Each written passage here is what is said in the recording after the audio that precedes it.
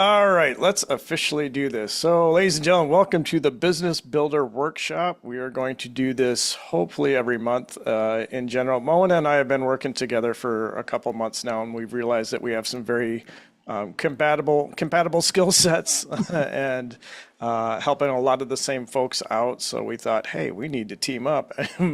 And we are a firm proponent in the philosophy of kill two birds with one stone. So Mhm. that's why we're going to do these in a group setting and try to help as many people as we can. And obviously, we're going to have offers and ways that you can work with us either individually or in tandem or whatever you want to do as well. Today, we are tackling building your first offer. So this is not if you have an offer already, if you've already made sales and you're looking to scale, that's a different conversation.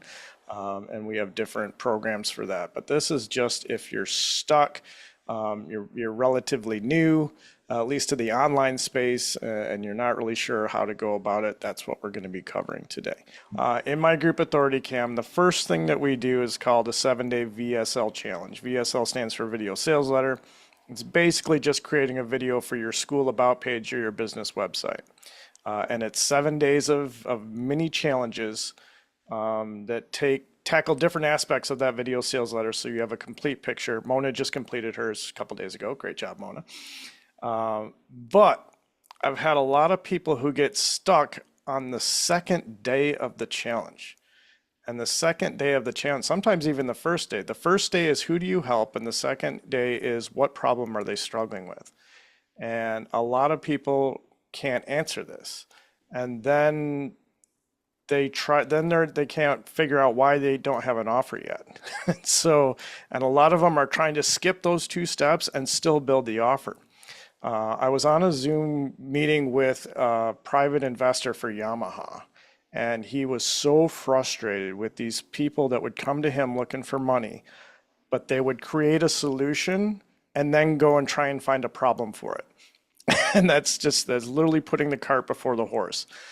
We need to figure out what the problems are first and then build a solution around that. And if we don't know who we help or what they're struggling with, we literally can't do that. So to put this into just real world, I'm just going to tell my quick, if you've gone through my challenge, you know of the zero to hero concept. That's where we just talk about the struggles to the solution to the dream outcome. So this was mine. Back when COVID hit, so my day job is traveling all over the country as a promotional brand spokesperson. So I mainly work for Chevrolet as the Corvette representative, talking about fast cars and all that kind of thing. Super fun. COVID hit, and it's like, you'll just work from home. Like, I can't put the Corvette in my living room and talk about it. Like, I was literally had no form of employment at that point. However, I had been an amateur filmmaker up to that point, and my camera, but I'd always been the writer and the director. I'd never touched the camera myself. So I'm like, all right, I'm going to learn how to use the camera, and I'm just going to go local and shoot people's commercials for them. And I did that. I took a course, learned how to use the camera, started going to all these events to like a lot of it was online at first, but as COVID started to wane, then I would actually go out and I started filming these commercials for these businesses. The problem is they were all pretty low budget.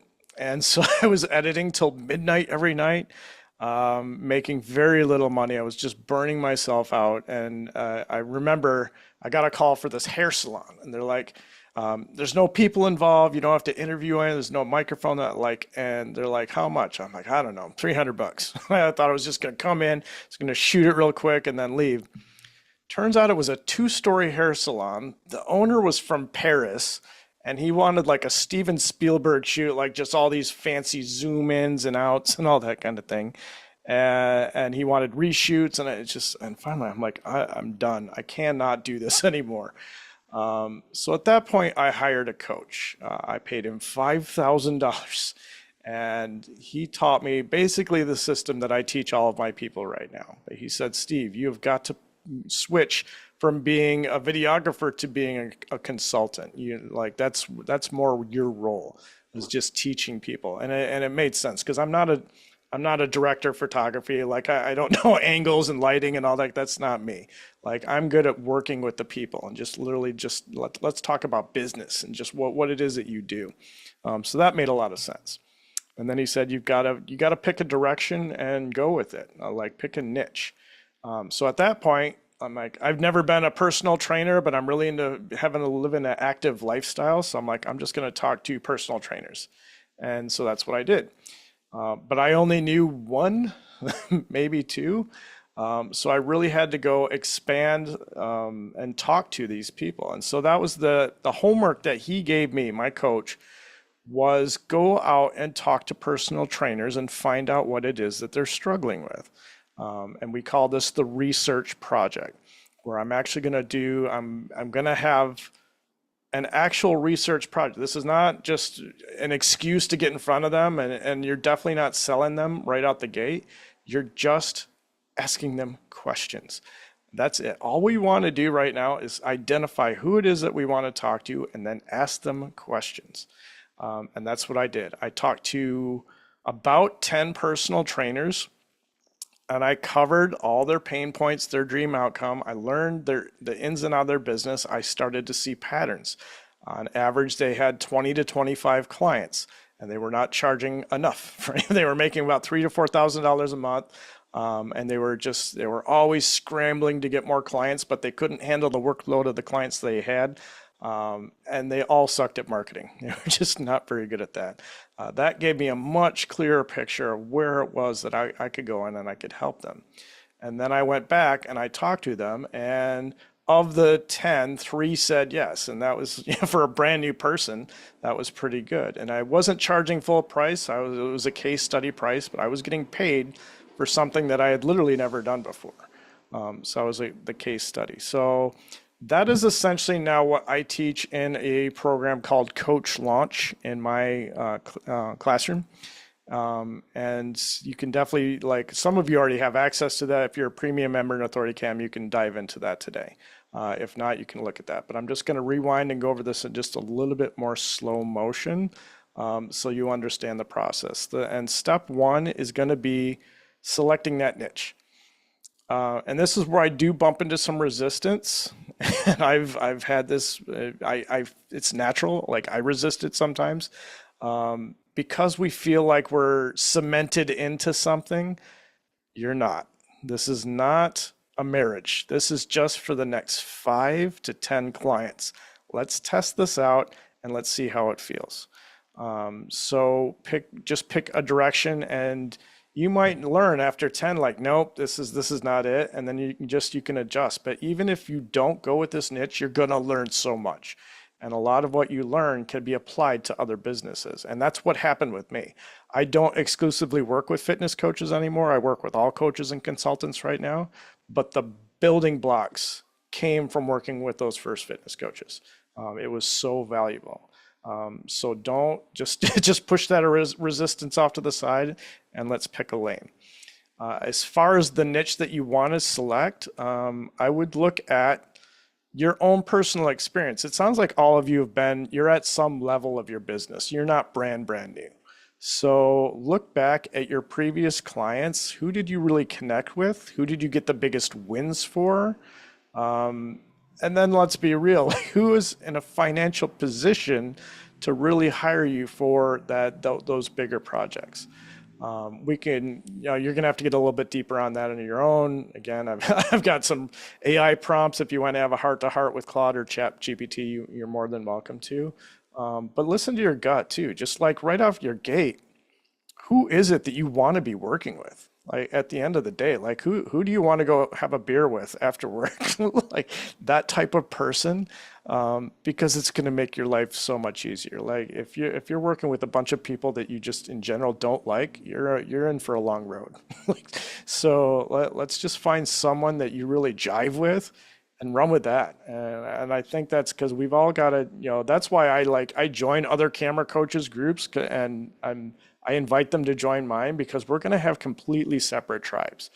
Even like me and Mona, we've got very similar avatar, but we're going to have different tribes. There'll definitely be some overlap, but then there's just your people that are your people. But you can't find them until you just narrow it down and pick a lane. Once we've done that, then we are going to do the research interview. Now, a big question that I get is, I don't know these people. I like, let's say, I want to talk to heart surgeons or like just something really specific. Okay, I'm going to go through my entire network because there's probably one or two in that list. And I'm talking your cell phone, your Facebook, your LinkedIn contacts, your IG, TikTok, whatever it is. You're connected to more people than at any other point in human history. We have so many contacts now that was not even a thing way back in the day. You're just digitally connected to all these people. So you need to go through that whole list and identify where that person is within your existing list. But beyond that, and this was the most powerful thing, this is what really helped me out, is that you know a guy that knows a guy. We all know that guy that's got a guy. It's like Pawn Stars. He's like, oh, I got a guy. That person is in your network, I promise you. For me, his name was Tony P. He runs all the networking events downtown. He is connected to everyone in the Chicago business world. So I said, Tony, I need to talk to fitness coaches. He's like, I got you. And he just blasted me with all these fitness coaches to talk to. Then it's a very simple outreach. Again, I've got the script in my course, but it's basically just, hey, I'm running this research project. I would like to start helping out these fitness coaches, but I know nothing about the industry. I'm just asking some questions at this point. It takes about 15 minutes, and I'm going to share my results of the project with everyone that I talk to. Cool? And most people, I got very little pushback on that. Everyone likes to talk about what they do. As long as they feel that they're not being sold, and they're not, you are absolutely not selling them at this point. They're just expressing their expertise. And so it's a win-win for both of them. And then you have that conversation. So your personal network, your person that knows that network, and then you're going to use a couple outreach tactics as well. You're going to do a post on all your socials, your LinkedIn and your Facebook, and it's very simple. Hey, I'm doing this research project. It's the exact same thing that you would send to this person. Like, hey, I'm doing this research project. I'm going to be helping out this niche, but I need to learn a lot more. So I have my coach just gave me this homework. I've got to do this research project. I'm just asking for help. I really need help right now. Can you help me out? And you post that in your Facebook, your LinkedIn, everywhere. And you'll get response. I got like 3 or 4 responses on Facebook of people I have never met. Because the same things happen. Those, like, your friends are going to see that post and they're going to start tagging their friends in it that are connected. And it's a really fast way to start connecting to those people. The other approach is cold outreach. This is harder. This is not as strong a response. But it does work. And this is, for me, it was almost exclusively LinkedIn. You could probably do it on the other socials as well, though. But LinkedIn, you can actually see what profession they're in. You're going to have to do something similar. Like if you're talking to house moms, then Instagram might be a better bet, where you just see who's just look at their content and see if it's the right person or not. And then it's the exact same outreach. It's like, hey, I'm doing this thing. I know you don't know me, but we're doing this thing and I really need your help. I need to learn more about your industry, your life. It's just 15 minutes. And again, I'm going to share all my findings with you. After I've talked to everyone, I'll come back and I'll give you the complete results so you get some value out of it too. And then I've got Zoom asking me questions here. Time out. And then they're like, cool. Again, it's the same thing. Like even someone you've never spoke to, they like to talk. They like to talk about their thing and what they want to do. So I've been talking for a long point. Do we have any questions up to this point? Is this all making sense? I've got Mona nodding her head. It makes sense to me. All right, so far so good. All right, so let's dig into the research project. You actually set it just like this. You set up a Zoom call. And this is so important. This is why people think getting on camera is just your Instagram and your social media and all that. So I've got some sirens coming in. It's being on camera, period. And so this is where the journey starts, is literally getting on that Zoom call and being able to look in the lens and talk to this person and have a conversation. But I'm taking all the pressure off of you right now, because the beautiful thing is that you don't have to do much of the talking. They're going to do the talking. All you need to do is ask questions. And what are we asking questions about? Specifically, it's going to be different for everyone. So, like if I'm talking to a fitness coach, they're going to have different answers than a house mom who needs to lose weight or a CEO who needs to make an extra $1 million or whatever it is. It's industry specific. So, you're going to have to create some industry specific questions and do some homework ahead of time so you have those ready to go. Metrics is a good thing. If you are talking to that CEO, then just talk like, how much did you spend in your advertising budget last year and like that kind of thing. Capture all the data that you can that is relevant to your niche. But the broader scope beyond that is that you want them only talking about two things: their problem and pain points and their dream outcome. Like that's really it. The more you can dig into their problems and pain points and their dream outcome and really get them thinking about it and feeling about it, you're going to have people that they're going to be ready to hire you right out the gate. and you're going to be like, no, I'm not there yet. We're not ready. Again, you are not selling anything in this. And you're not solving any problems either. This is the worst temptation is you're going to hear them start to talk and you're going to be like, oh, have you tried? You're going to start problem. Do not do that. You are literally just a detective asking questions to find out, or just like think of it like a doctor, like, what's the symptom? We don't know what the disease is yet. So we're trying to find out. So all we're doing is asking questions. At that point, they're already going to have so much value in you just because you've taken an interest in their thing and their problem. Most people have not taken the time. They're just trying to shove their solution down this person's throat, and you haven't done that. You are just offering questions and trying to get understanding.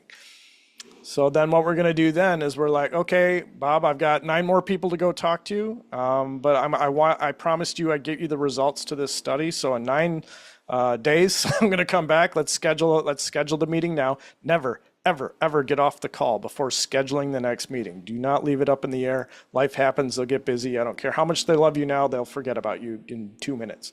Schedule that next meeting. So it's a follow-up meeting. Talk to the other 9 people, compile your data, find out where the problem and the pain points are, create an offer around that solves that problem. And a lot of it is just going to be, especially if you're new, one-on-one coaching where you're actually meeting with them and helping them over those hurdles, just taking them by the hand and getting them over it. Create that basic offer, go back to those people, provide the results, but also in this follow-up call, you're basically gonna do the same thing you did before. You're gonna get them talking about the pain points. Hey, when we talked 9 days ago, you said you were struggling with your marketing funnel. Is that still the case? Is that still the case? Is a great question to ask in the follow-up interview. Yep, because again, you just want to get them feeling that pain again, because pain's what makes people pull out the credit card and buy. And then cool. So you know what? I talked to these 9 other people. Turns out they're all going through the exact same thing you're going through. So don't feel bad. This is not your fault. It's pretty common, actually. Here's what I found. And then you basically just restructure, you reframe the problem and the pain that they have, and tell them that you've seen this across the board. So I've developed this program that's going to help you overcome this. And it's going to be, here's what you get. You get 6 weeks of coaching, 12 weeks of coaching, whatever it is. Figure out your value stack. That's another conversation entirely. But then here's the deal. I am brand new. So I'm going to be doing this with some case studies to start. Now, I cannot do this for free. It is a lot of time and effort on my part. However, I am new to this. So here's what I'm going to do is I'm going to give you, normally I'm going to be charging $3,000 for this program. For my case study people, I'm going to be charging $300. Does that work for you? Shut up. Do not say another word after that. Let them answer. Literally, no one said no to me. Like they're just like, yeah, okay, go on. And then you've made your first sales. I made $1,000 from my first 3 clients doing this. And then it was an insane amount of work after that to get them to actually, because at that point you're more invested than they are at this point. They've got 300 in, your life's on the line. You've got to go get them wins. And my first client, Sean, I ended up quadrupling his revenue. His first quarter revenue went from $15,500 to $36,000. He got an offer from his first B2B client for 6 figures. So he got his $300 worth, needless to say.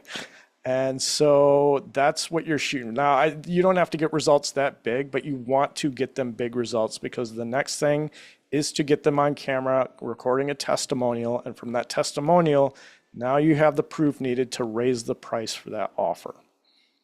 And that is pretty much it in a nutshell. That's all I got. Again, I go into the way deeper in my course, Coach Launch. I give you all the templates, all the outreach. So every step of the way, I'm going to help you build this out and start this ball rolling. But hopefully that was helpful. We will be doing Q&A at the end. So if you have any other questions, you can let me know. But I do want to not take up the whole clock. So yeah, Mona, go for it. Actually, through this, we have a few people who have questions now. So I think now would be a good time to do some coaching. That's not bad. Yeah. So we have Nilda as the first one that wants to be coached. Okay. So we're going to give her an opportunity, and then it's Elena. But I thought this would be better instead of splitting it up and just do it now. Fair enough. I got to turn my chat back on. Why? I can't see the... Or is that a different thing? Nilda, take the floor. Let's go if I can't. Okay. So, well, just to clarify, what is the other meeting? That's when you present the offer? The follow-up meeting. So that's the follow-up meeting. Yeah. That's so when you basically you've got a research call where you do your interview and learn about their industry or their business or their lifestyle. And then you have a follow-up call. And that follow-up call is where you're giving them the results of the whole study, that whole research project. So I've already talked to 10 people, and now here's what I found. All right. And you can even frame it it's like, because a lot of people, like, when you get done with that first research interview, again, they're going to be trying to hire you at that point, and just say, hey, we can talk about that in the follow-up call. Because by that point, I should have something. I'm working on something right now. I don't have anything today, but I'm working on it. And by the time I talk to you next week, I'll have something in place. Cool? And so they understand that it's a sales call at that point. If they're a little more on the fence, then it's just a follow-up call where I'm going to give you all my research, and then you can pitch them at that point. But if you've done this properly, most people are going to be really open. A good thing that I like to end the research interview with was, hey, I don't have anything right now, but if I did have a solution to these problems, would you be interested in learning more? Every single one said yes. I never had anyone say no to that. They're like, please, God, yes, I need help. And so that's the best way to frame it. So, and I can't stress this enough, do not get off that research call until you've scheduled a follow-up, like physically on the calendar. Now, you also said that this is, that most of us have a sale or whatever. What if we don't have any sales? If you don't have any sales? Yeah. I mean, like, did I misunderstand that? No, that's fine. Like at this point, so let's rewind. At this point, when I was doing the research interviews with the fitness coaches, I had $0 in sales for consulting fitness coaches. That's perfect. This is for new people where you haven't made any sales yet. So we're going to pick a niche where we're going to start helping these people and get our first sales. These first sales are not going to be big sales, but we are going to make some money doing it. All Okay. right? So basically pick a niche. Yep. So like my niche, I'm not sure what my niche is. Well, that's you got to figure that out first. And again, I cannot stress this enough. You're not married to it. You don't have to do this forever. But for the next 5 to 10 clients, who do you want to focus on? And just so my ideal customer. Is my ideal customer my niche? Yeah, maybe. Absolutely. Okay, I do have my ideal customer. There you go. Who's your ideal customer? Oh, it's a professional woman who is going through transitions and can't hear her own voice anymore. She's been doing and focus out there, and she needs to focus inward. Okay. It's a good start. You might want to go one more layer deep just from a targeting issue, especially if you're going to use LinkedIn. What kind of profession? Are we talking nurses? Are we talking CEOs? Are we just find some kind of label that you can kind of attach. Hey, I'm helping dentist ladies for the next 15 days, like whatever it is. You Oh, can go with professional ladies. You can definitely still do it with professional ladies. It's just a little bit more broad and it's going to be a little bit more hard to target when you go through your contact list. well, the reason I say professional women is because they're usually women who act, they're proactive, and they Hmm. are not, they're willing to invest in themselves. Sure, sure. So that's why I say professional women. As far as a profession specifically, I don't care what the profession is, really, it's Yeah, not relevant. you don't care. It's not relevant, but it's just easier to call them out. This is a Okay. marketing thing, all right? If I'm scrolling through TikTok and I'm a professional lady and someone says professional ladies, that may or may not catch my attention. Uh-huh. If Okay, I okay. am a dentist and that ad says I'm helping female dentists overcome these problems because everyone feels like they're special, even though they're going through all the exact same issue, their schedule, and they don't have enough time. They're like the problems are all the same, but they think that it's unique to them. Yeah, And okay. when you say dentist lady, it like immediately catches their attention. Oh, I'm a dentist lady. And so it just, they make that connection. And when you go on LinkedIn and you can literally search for occupation on LinkedIn, you can see what it is that they do. It's just going to make it like, so for the next, I'm running this program right now that's helping chiropractors out, but I've never worked with chiropractors before. This is kind of new. I'm just doing research right now to learn more about your industry, dig Okay. into that way. Whereas with professional, it's just more, it's vague. More broad. It's very Yeah. broad. You could go maybe even like educators, or it would be a little bit broader but specific Yeah, in that category. Mhm. And what he's saying is you can pick these people, but you don't have to stick only with exactly. them. It's not like you're just now going to work with dentists. It's just it'll be easier for you to find a specific group of people rather than a large group of people, or they can self-identify easier. Right. Yes. Okay. I get that. Now, do you say LinkedIn because that's like pretty much the only social media I've never been on. If you're going after professionals, hmm mandatory. You've got to get on LinkedIn right now. Go talk to Jimmy Lai. He's got a whole group on LinkedIn. I'll send you the link for that. And that's something Mona and me are just dipping our toes back into LinkedIn right now. I think I'm going to start a LinkedIn support group in my group. What do you call it? Like Okay, not a cool. cohort, but where we like comment and like on each other's posts and that kind of thing. Me and Eva Raposa just started doing that a couple days ago, so we're gonna try and Okay, branch cool. that out. But if you're going after professionals, you absolutely have to get on LinkedIn. That's where the money lives. Okay, That okay, could be a okay. whole nother course. So, Got it. This is really good. Thank you. mhm. Okay, now it's Elena. Elena, She has. Yes. Yeah. Hi. hi. Can you hear me? Because Can I'm hear so you, and bad I at can tech. see your lovely avocado. That looks great. Thank you. Oh, then you froze up. Elena, you still there? Uh-oh. Can you hear me now? I can hear you now. Let's do that. My internet connection is not very stable. That's I okay. have Starlink. Hmm. Thank you. Oh, Thank you, Elon Musk. I'll turn off my camera just in case. got it.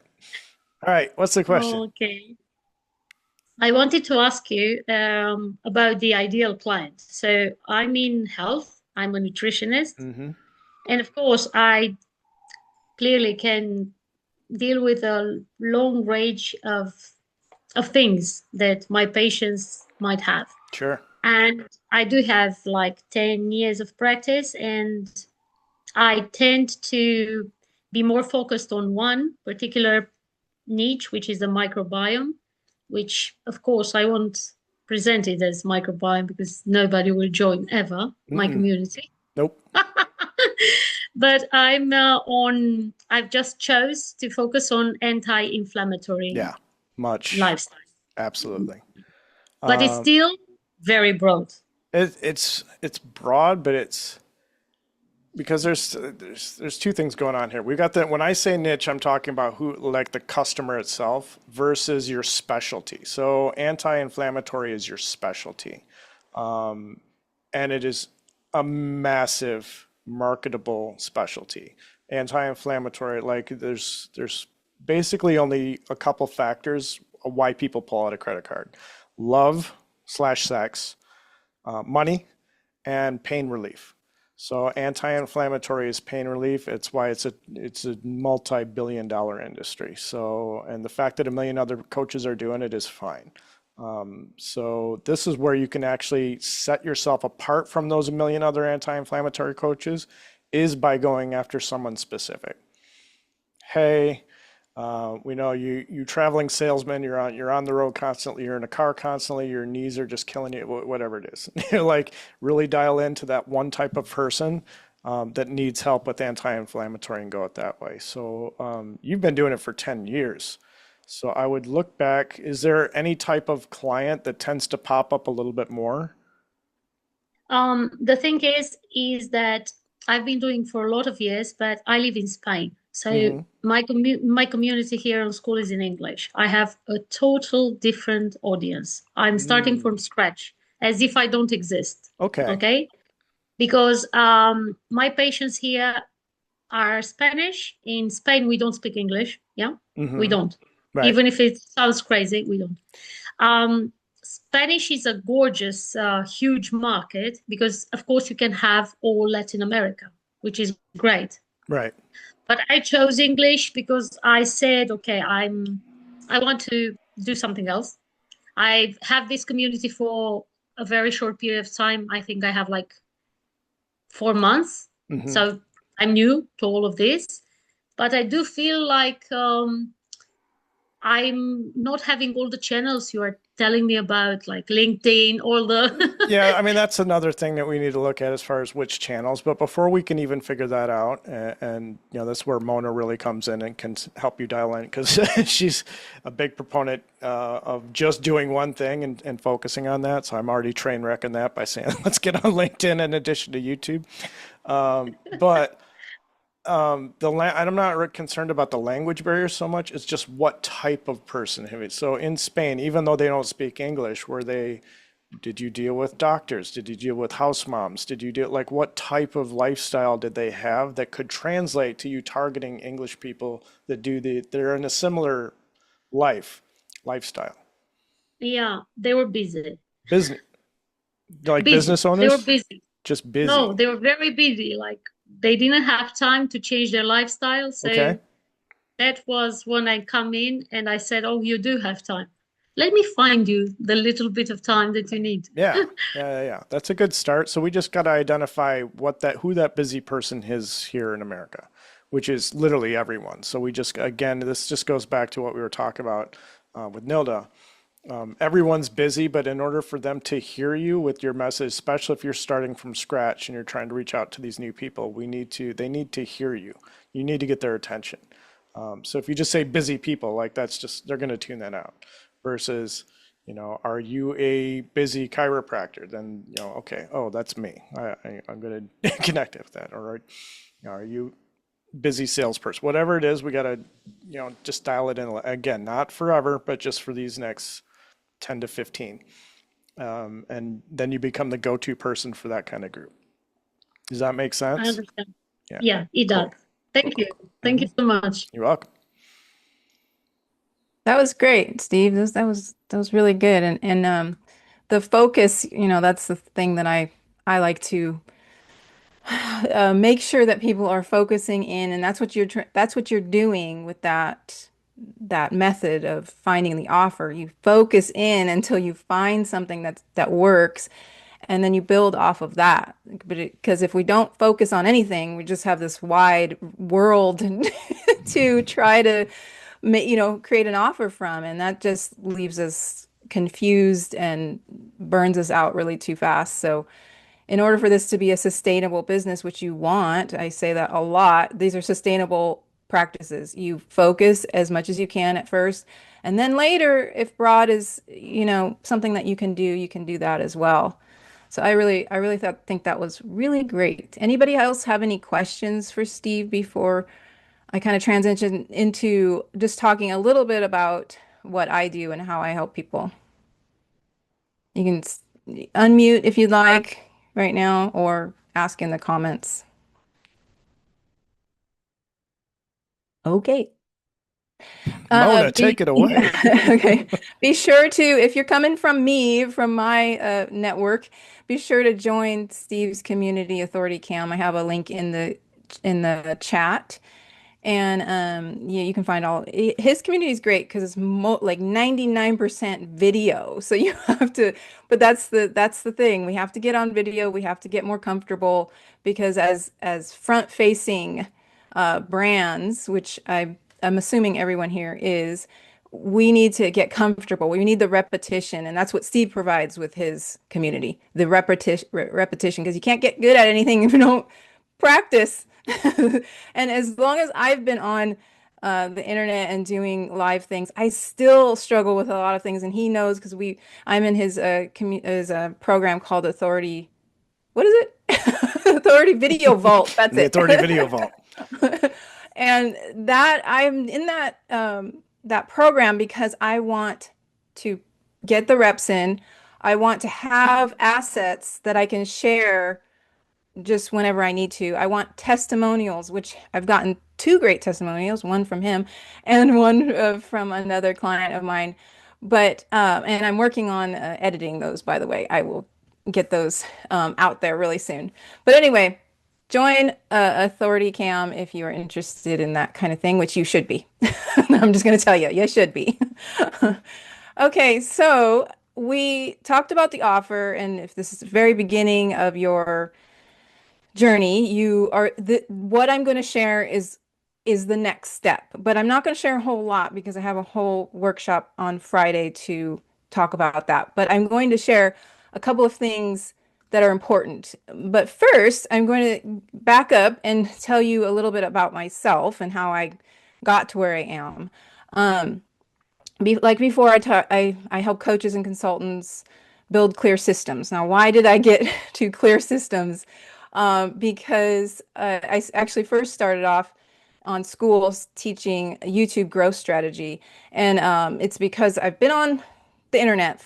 You know, well, everybody's been on the internet for a long time, but I've been building business on the internet since the early 2000s, and I used to be blogging and a few other things, and then I got into podcasting, and I still have a podcast that's like living out there on its own and still bringing in leads. You're wondering, why am I not still doing that podcast? I haven't recorded on that podcast for probably 6 to 8 months or so, but it's still bringing in me leads. It's in a different niche, and I gave it up because I just wanted to change niches. But the reason it's still living and doing its own thing is because of systems. I created a system that's now running on its own without me. And as I was building my own school community on YouTube growth, I was realizing, and I saw some pain points that some of the members had, which was just basic foundation stuff that was missing, like the foundation things of like having a primary traffic source, which I always recommend YouTube, but secondary can be LinkedIn. So Steve, secondary is LinkedIn, and we talk about that. But I wanted to make sure that my members were being supported as much as they could, and YouTube wasn't deep enough for me. So I went in and I changed my focus on my community and started teaching systems that are focused on building community, having a traffic source or traffic sources, and income. So that's where we're at right now, talking about the income portion of it. When I started school, I had a brand new niche, and within 6 weeks, I sold my first things in a brand new niche, knowing nobody, just about like 3 people on school. Karen and Steve are some of the first people I met on school, but I didn't know anybody, and I still was able to sell within 6 weeks of having my community. And for me, it was never like, when should I sell? It was like, I'm starting this thing to sell. Unlike Facebook, we have to understand that this is a business platform. It's not it'd be nice to one day make money platform. This is a platform where the idea is that you'll make money, unless you just happen to be a millionaire and this is all fun for you. Then good for you, and you're probably not in this in this meeting right now. But uh, so you have to approach it like a business, and one of those things is knowing your offers and having a clear path to monetization. So a clear path for your new members to come in and purchase what you have. I was just having a conversation today with Alexa. She's one of my clients as well. Steve and Alexa are my clients.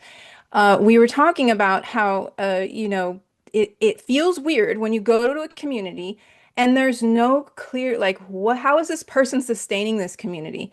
It actually feels off when you don't know how this person is sustaining the community. Is it for, building a brand? Okay, that needs to be clear. That, if, at the end of the day, they need to know, because it feels weird. Like, is this a scam? We talked about how, some of our members, if she's not selling anything, they're thinking, is this a scam? What's the thing? Like, how are they sustaining this? And then, so it actually brings comfort to know that people have offers. And I've felt this every time I go to a new community, that I look for the path to monetization, because it feels like you're serious. It feels like you have longevity in mind, like you're going to do this for the long game. And, just to know that you're going to actually get paid by, it feels good for me to know that you're going to get paid and that you're not just doing everything for free. So the clear path to monetization is super important to me. And that's what I teach. So you have your offer. So how do you get people to buy your offer? That's the big question. You have your offer, but how do you get people to buy your offer? So I'm going to talk about, let me just share my screen real quick. How do I share my screen? Share my screen. So I kind of went through this already. Oh, by the way, my school journey. I'll talk about that real quick before I move on. I have three communities. I have Next Level Growth Hub, which is my free community. I started that in August of 2025. Um, that community is how is it was it's what I call my home of my business. And that's why I teach, your community is your home. It's where people feel comfortable, where they learn about you and they learn to trust you. It's a really good way to nurture leads, right? So then I created, well, let me back up. Through being in a home and nurturing my members, I realized a lot of my members did not know how to sell their products and their services. So I pulled out a pain point. Steve was talking about pain points. I pulled out a pain point and made it a community. So I didn't create another community that has no connection. Most of the people in Offers to Launch are actually in Next Level. So it was just that a course was not enough. Putting a course inside Next Level was not enough for this topic. So I created a whole another community. That is a paid community. And I started that one in February of this year. And the third community is my cohort community, which Steve and Alexa are in. And that's the community for it's my high ticket cohort community, and it's limited access and that sort of thing. But I only started that because I needed a separate conversation happening, and it's been great having a third community just for my cohort members. So that's how it all started. I went from having one community for most of my journey to having three. But yeah, so let's get into the top 7 reasons your offer won't sell. Like, I'm going to go with the negative here because we need to hear it in a different way. Sometimes if we hear the negative side of things, it reframes it. So I'm going to give you some solutions to that problem. So the top 7 reasons are: your members are not the right fit for your offer.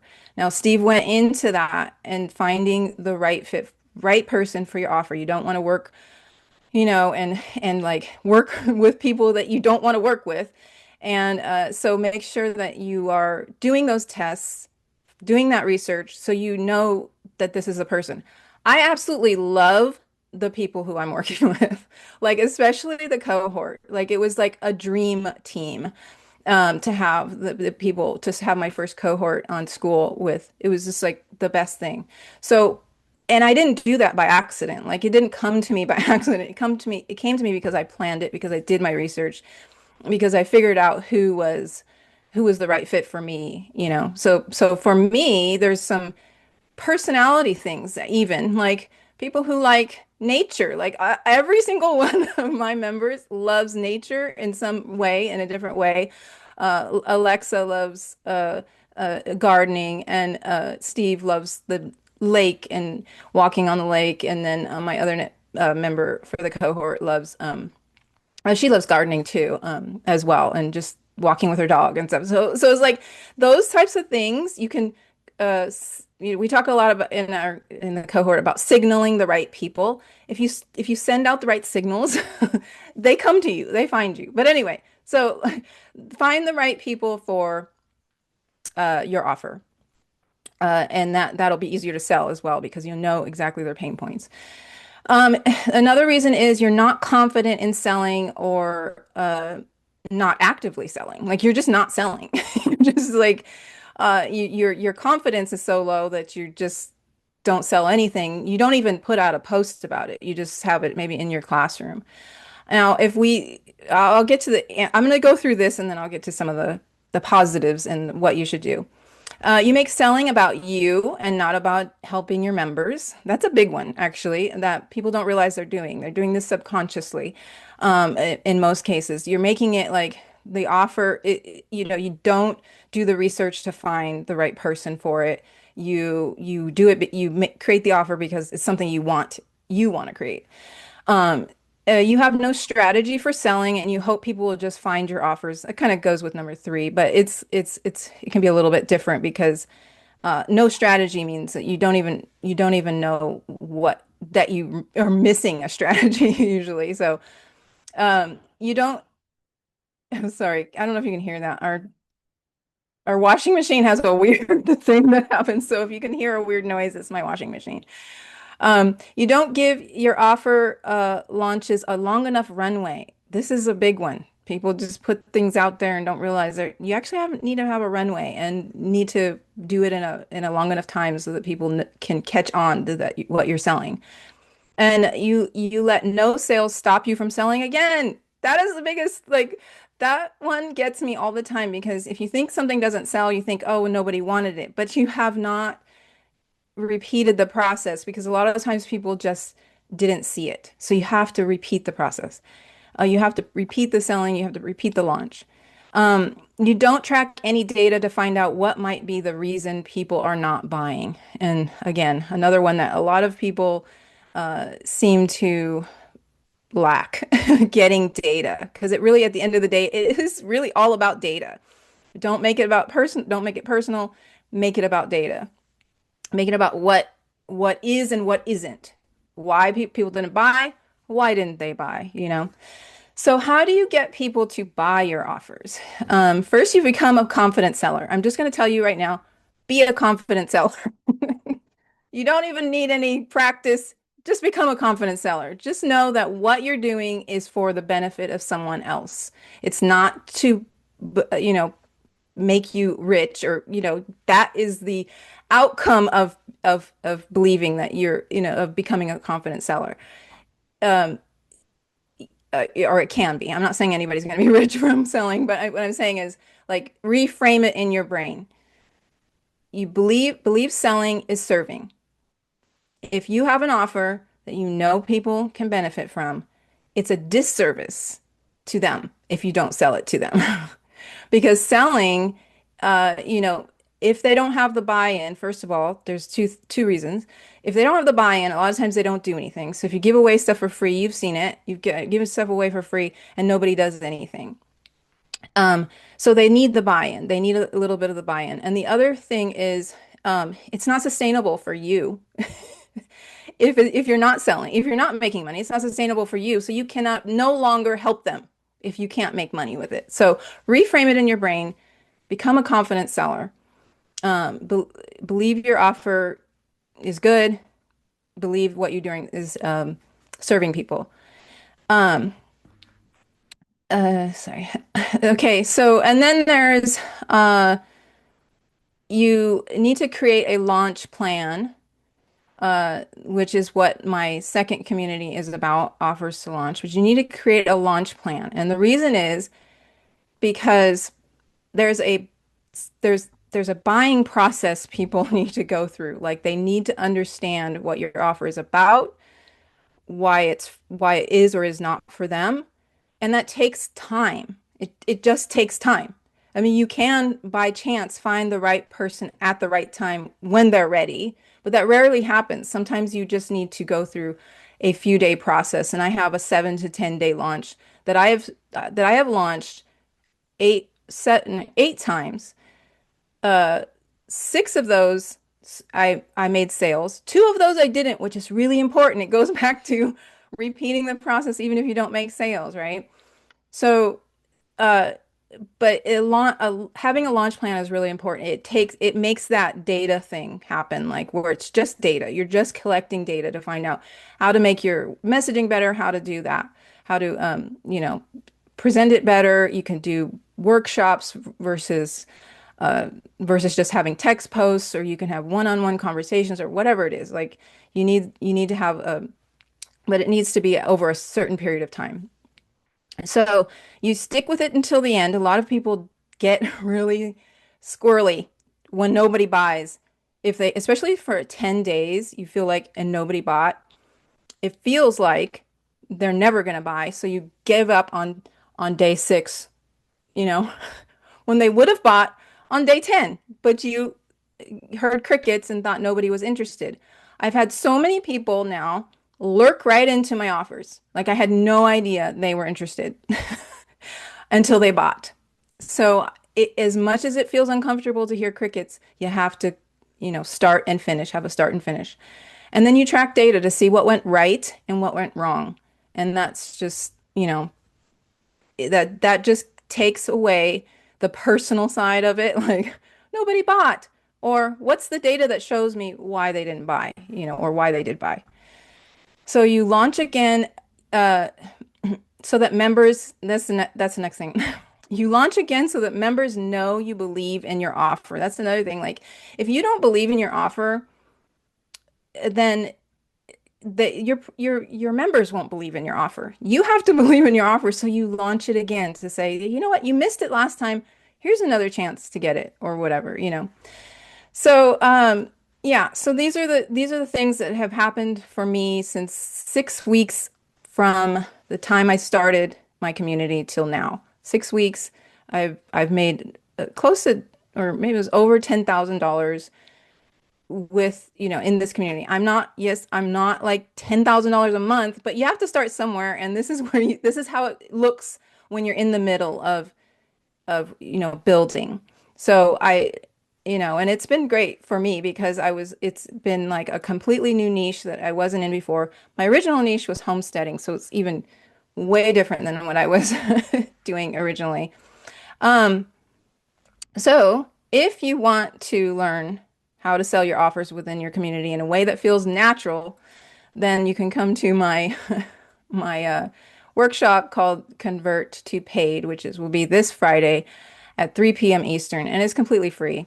And Steve will put a link in the chat with his link because because he'll get a little kickback for for helping me with that, for helping me promote that. So the workshop is free, but I will be offering offers to launch inside of that workshop. Just so you know. Yeah, so if anybody would like, some coaching on anything, I am happy to help, or questions. Does anybody have anything, Steve? I'm not even looking at the chat anymore. I'm not seeing any questions in the chat. Okay. I was on the wrong tab of the chat for half the talk, and so I couldn't see when people were asking questions. But I have a question. Yeah. Because I remember I was in your community before, Mona, and I know I left. And the reason I left Hmm. is because I was not participant and I didn't feel it was fair of me to be somewhere where I wasn't really participant. But Uh-huh. um, I think what happened is that I was just like this, spread out too Yeah. thin, We and all, that so all happens to all of us. You don't even have to explain. We all understand it. okay, yeah. So, but what I understand, if I understand correctly, your community has shifted then Yes. since. Yeah. So I'll be Yeah. curious to, I mean, I would love to join and I'll promise to Hmm. participate, Yeah. Um, Yeah. but I'd love to see what you're doing, This is really interesting how to launch your offers. I mean, Hmm. it's exactly what I've been struggling with, like figure out my offer, figure out narrowing down. I keep hearing this everywhere. Narrow it Hmm. down, hyper focus. And that's my problem, Hmm. And so because I know everyone could use what I have to offer, but I Hmm. understand that I have to focus somewhere. So I think I'm finally is starting to be more narrowed down, like my idea is more concrete, and I have a Hmm. proprietary method now, which I didn't even know existed like a month ago. So I Hmm. think that's progress, you know. Yeah. So I'd love to see what you got. Um, Yeah. You're welcome to come back. And I fully understand. Like, I don't feel bad that if anybody leaves. There's just like times where it's good and times where it's bad. And, like you don't have to ever apologize to that for me.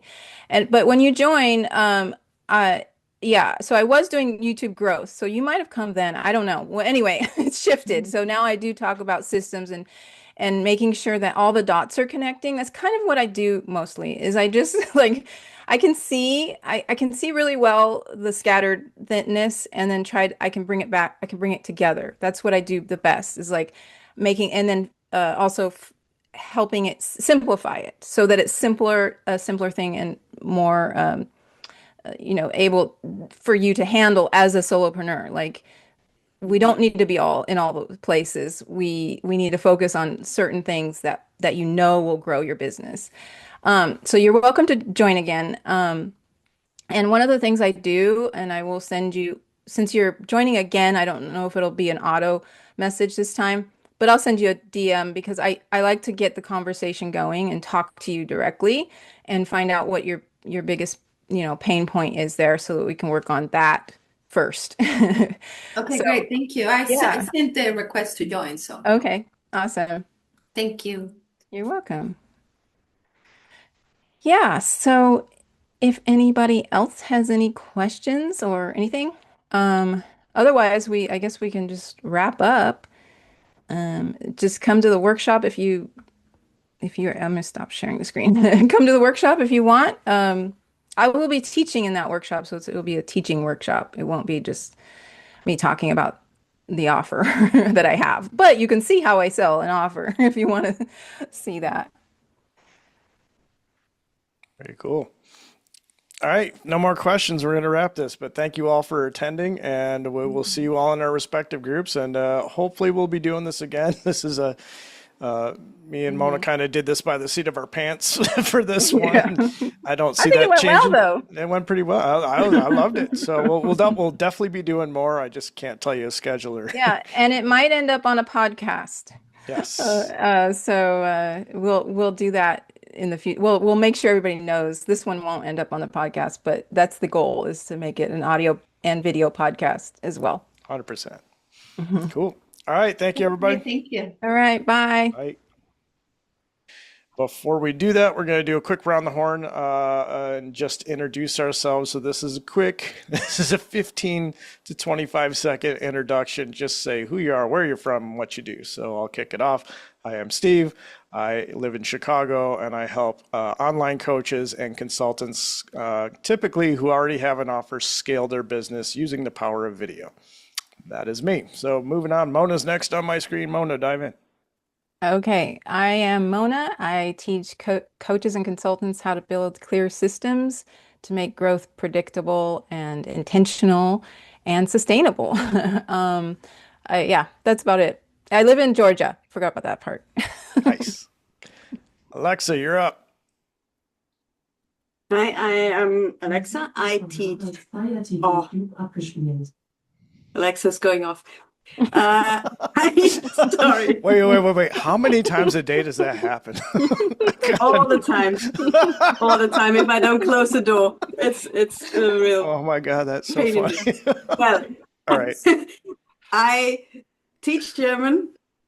I'm from Austria.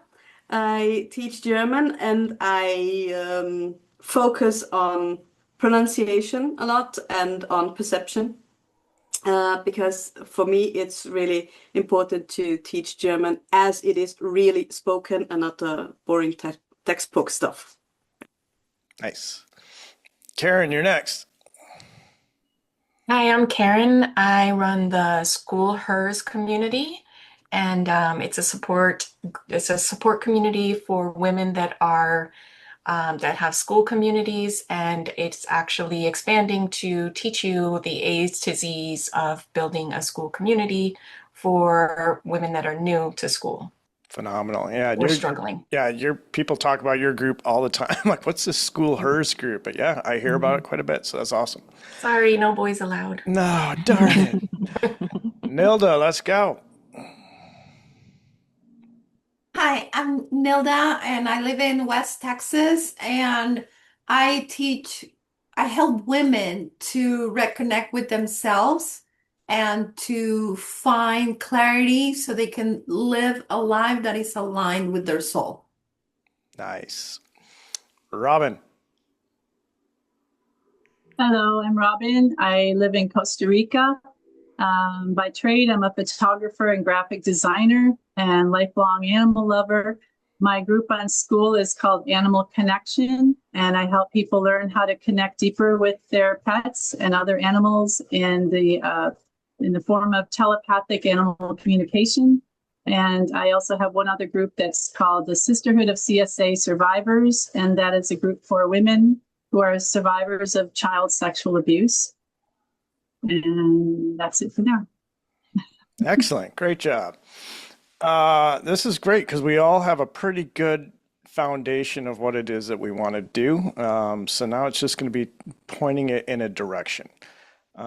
So most of you, I think all of you are in my group, Authority Cam. In that group, there Thanks, Steve. is Robin still popping up there? Or can you see me now? I can see you, but we missed a few people. Oh, we missed people. Oh, my bad. Yeah. There's Tracy, Well, I came got in, Tracy's note taker. and Oh, Tracy, you're there. All yeah, right. and Trayson Ian. and Ian. Anyone else? All right, Ian, dive in. Hi, I'm Ian. I'm based in the UK. I help people over 50 retire with clarity and confidence. Nice. Tracy, go for it. Hi, I'm Tracy. I'm an author and a podcaster, and my community is called Folkloring Life, and I help people develop their spiritual, intuitive gifts in order to bring more magic and folklore into their day-to-day life. Awesome. All right. Now, did I miss anyone? We definitely got everyone covered. I think so. I think we got everyone. Awesome. If Very not, good. oh wait, there's Janae. I don't think we did Janae. Hi, sorry, I'm at work, so I don't have my camera on, but I'm Janae. I'm here in Atlanta, Georgia. Oh, there you go. Yeah. Mona's Right. neighbor. Yeah, so my community is called Empire Creator Lab, and I help solo entrepreneurs build and scale businesses using AI. I'm also a lover of travel and have a travel group Nice. on Meetup. Very, very cool. I actually started with the travel group on a school, and then I pivoted. So that's something we're going to talk about today.